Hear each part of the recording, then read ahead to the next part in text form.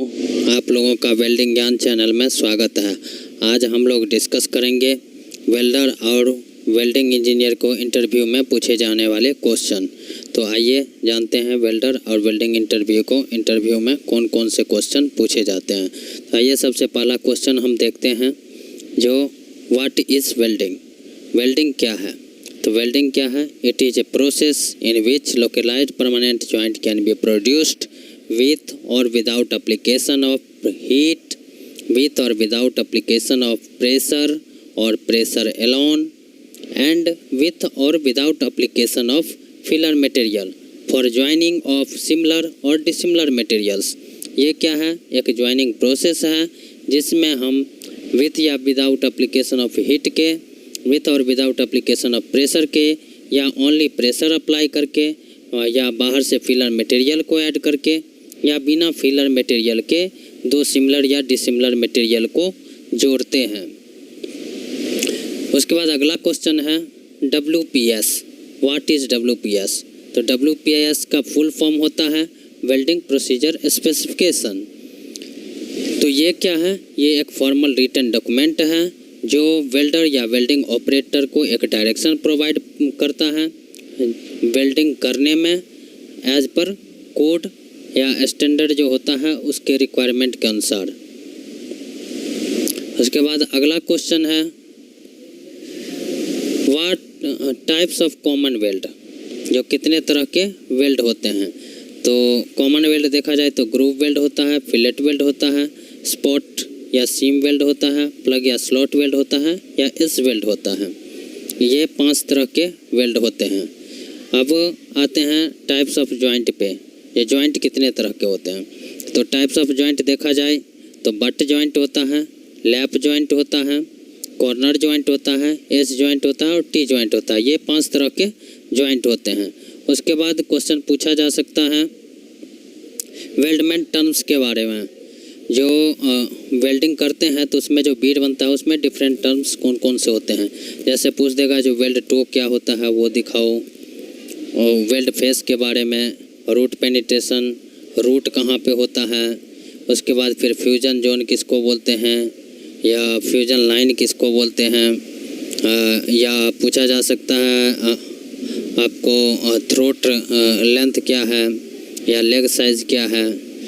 इसके बारे में ये फिलेट जॉइंट का ये हो गया आपका, और इसमें हो गया ग्रूव जॉइंट का। ग्रूव में क्या होता है? इसको रूट फेस बोलते हैं जहाँ से वेवलिंग स्टार्ट होता है। इसको रूट ओपनिंग बोलते हैं जितना गैप रहता है। उसके बाद ये वेल्ड फेस बोलते हैं। उसके बाद ये वेल्ड साइज जहाँ तक वेल्डिंग जाती है। उसके बाद फिर आपका ये बेवल एंगल एक तरफ का देखा जाए तो, और ये दोनों तरफ का देख लें तो ये ग्रूव एंगल हो जाता है। उसके बाद जितना वेल्डिंग ऊपर जाता है उसको रीइंफोर्समेंट बोलते हैं, इसको रूट पेनिट्रेशन बोल सकते हैं, और जितनी चौड़ाई में वेल्डिंग बीड आती है उसको बीड विड्थ बोलते हैं। अब अगला क्वेश्चन है what are the welding imperfections. मतलब वेल्डिंग डिफेक्ट या वेल्डिंग इम्परफेक्शन वो कौन कौन से हैं? तो नॉर्मली देखा जाए तो क्रैक्स होता है, कैविटीज़ होता है, सॉलिड इंक्लूजन होता है, इनकम्प्लीट फ्यूजन और पेनिट्रेशन होता है, imperfect shape and unacceptable contour होता है, और मिसलेनियस डिफेक्ट। इतने तरह के डिफेक्ट हो सकते हैं। तो क्रैक्स में देखा जाए तो क्रेटर क्रैक्स है, hot cracks, cold cracks, cavities में ब्लो होल, पोरोसिटी, श्रिंकेज, और सॉलिड इंक्लूजन में स्लैग, फ्लक्स, मेटल ऑक्साइड या टंगस्टन इंक्लूजन हो सकता है। इनकम्प्लीट फ्यूजन में लैक ऑफ फ्यूजन हो सकता है, लैक ऑफ पेनिट्रेशन हो सकता है, सकबैक हो सकता है। इम्परफेक्ट शेप और अनएक्सेप्टेबल कंटूर्स में आपका dimensional deviation, undercut, underfill, overlap, excessive reinforcement, excessive penetration, ये सब डिफेक्ट आ सकते हैं। और मिसलेनियस डिफेक्ट जैसे arc strike, spatter, pock marks and uneven ripples, इतने तरह के डिफेक्ट हो सकते हैं। अगला क्वेश्चन है welding position according to ISO 6947। तो इसमें वेल्डिंग पोजीशन देखा जाए तो normally PA, PB, PC, PD, PE और PF, PG, उसके बाद PH, PJ और JL045 और HL045 होता है। इतने तरह के वेल्डिंग पोजीशन हैं ISO 6947 में।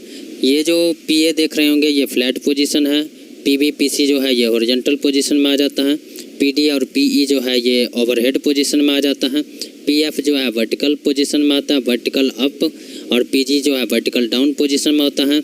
ये पाइप वेल्डिंग जब हॉरिजॉन्टली पाइप रखा हुआ है और उसको हम वेल्डिंग कर रहे हैं, जब नीचे से ऊपर की तरफ वेल्डिंग करेंगे तो वो PH पोजीशन होगा। अगर जो ऊपर से नीचे की तरफ हम इलेक्ट्रोड ला रहे हैं तो वो PJ पोजीशन होगा। उसी में अगर जो पाइप 45 डिग्री पे है और ऊपर से नीचे की तरफ वेल्डिंग कर रहे हैं तो JL045 होगा, और अगर जो नीचे से ऊपर की ओर 45 डिग्री पे कर रहे हैं वेल्डिंग तो वो HL045 होगा। अगला क्वेश्चन है मिग वेल्डिंग के प्रोसेस पैरामीटर्स। जब मिग वेल्डिंग होते हैं तो उसमें कौन कौन से प्रोसेस पैरामीटर होते हैं? तो जनरली मिग वेल्डिंग का पैरामीटर्स है welding current, arc voltage, welding travel speed, contact tip to work distance, welding position, wire feed speed, shielding gas, उसका टाइप्स, फिर उसके बाद उसका फ्लो रेट, उसके बाद टॉर्च एंगल। इतने तरह के मिग वेल्डिंग प्रोसेस पैरामीटर होते हैं। अगला हम देखते हैं स्पॉट वेल्डिंग का प्रोसेस पैरामीटर।